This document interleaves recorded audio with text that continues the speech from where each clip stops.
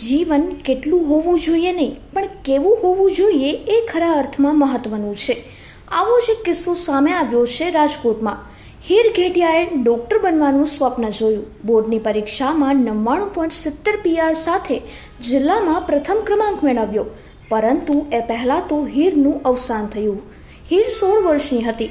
આજથી 1 મહિના પહેલાં હીરને બ્રેઇન હેમરેજ થયું અને તે માટે મગજનું ઓપરેશન કરાવ્યું. ઓપરેશન બાદ તો તેની તબિયત સારી પણ થઈ અને હોસ્પિટલમાંથી રજા આપી. પરંતુ ઘરે ગયા પછી અચાનક શ્વાસ અને હૃદયની તકલીફ થતાં તાત્કાલિક ફરી હોસ્પિટલે લઈ આવવામાં આવી અને ICUમાં દાખલ કરાઈ. ડૉક્ટર દ્વારા મગજના MRI રિપોર્ટ કરાવતા જાણવા મળ્યું કે હીરને મગજનો 80થી 90% ભાગ કામ નહોતો કરતો.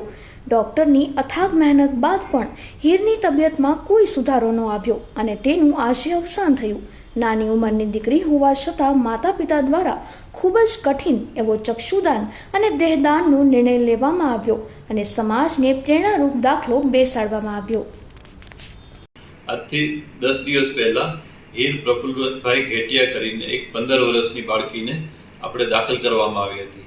હીરને અંદાજે 1 મહિના પહેલા બ્રેઇન હેમરેજ થયું હતું અને ત્યારબાદ તેને સતત ICUમાં સઘન સારવાર હેઠળ રાખવામાં આવી હતી.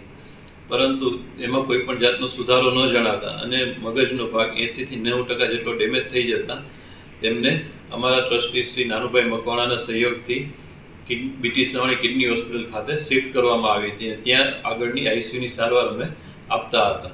પરંતુ 10 દિવસની ડૉક્ટરોની તથા સગાવાલાઓની અથાગ મહેનતથી પણ આપણે એનો જીવ ન બચાવી શક્યા અને આજે સવારે 15 તારીખે સવારે 7:30 વાગે એમનું અવસાન થયું હતું. પરંતુ અવસાન બાદ પણ નાની ઉંમર હોવા છતાં માતા પિતા અને બીજા સગાવાલાઓએ ખૂબ જ હિંમત દર્શાવી અને તેના બધા અંગો ડોનેટ કરવાની રજૂઆત કરી, સામેથી રજૂઆત કરી.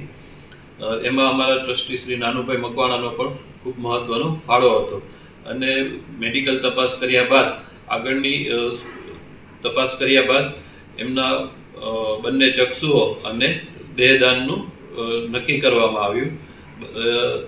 હીરના બંને ચક્ષુઓ રાજકોટમાં બીજા 2 નવા દર્દીઓને દ્રષ્ટિ પ્રદાન કરશે તથા તેનું જે શરીર છે તે મેડિકલ સ્ટુડન્ટના અભ્યાસ અર્થે ઉપયોગમાં લેવામાં આવશે.